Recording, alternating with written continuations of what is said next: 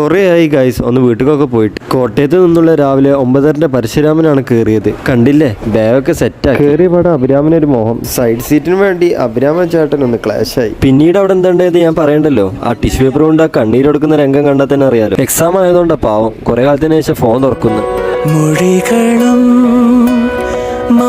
പിന്നെ ഇന്നത്തെ വീഡിയോഗ്രാഫർ ഞാനല്ല കേട്ടോ,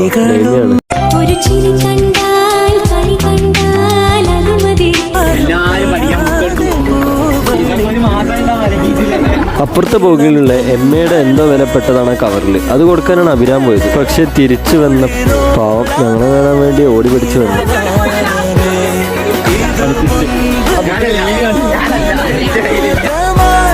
പറയാൻ മറന്ന കഥയോ